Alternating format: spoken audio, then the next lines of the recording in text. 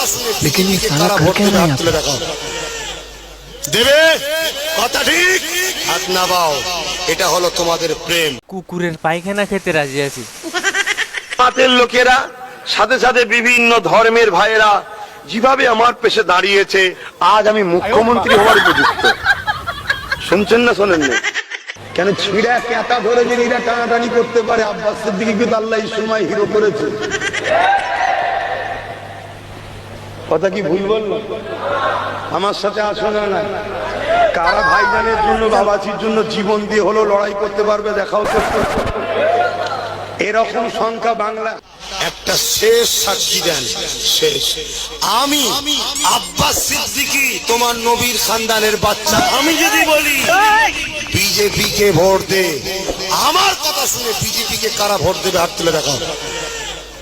দেবে কথা ঠিক, হাত নামাও। এটা হলো তোমাদের প্রেম। কুকুরের পায়খানা খেতে রাজি আছি। হুজুর আপনি বলেন কি হুজুর? আপনার জন্য তো জান দিতে রাজি আছি। আপনি মনে ব্যথা দেওয়া কথা বলেন হুজুর, আপনি তো সব জানেন, তাহলে এরকম প্রশ্ন করেন কেন হুজুর?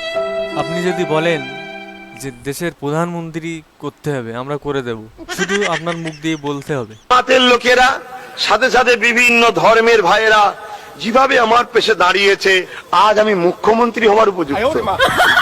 শুনছেন না শোনেন না? তারপরে আমরা ভক্তরা আপনাকে প্রধানমন্ত্রীর আসনে বসাবো। আপনি তো খুব ভালো করে জানেন আপনার কোটি কোটি মূর্খ ভক্ত আছে।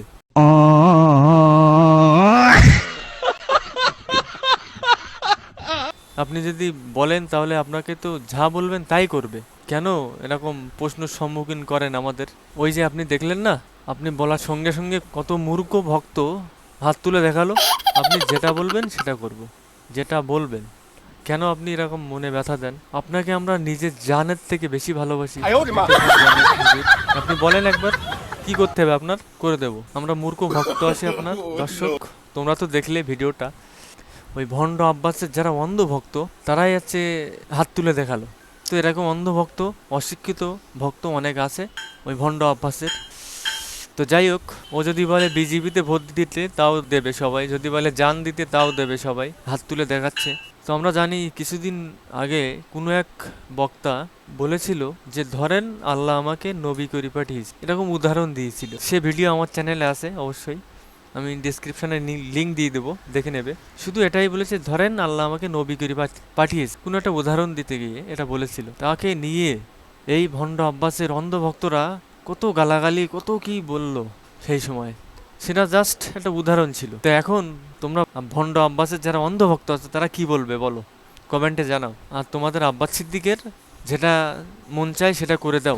দর্শক আজকের ভিডিওটা দেখানোর উদ্দেশ্য হলো কোনো এক বক্তার উদাহরণ নিয়ে এত কিছু করলে এর আগে, আর তোমাদের ভণ্ড আব্বাস যেটা বললো এর প্রতিবাদ কি করলে, কি করবে বলো?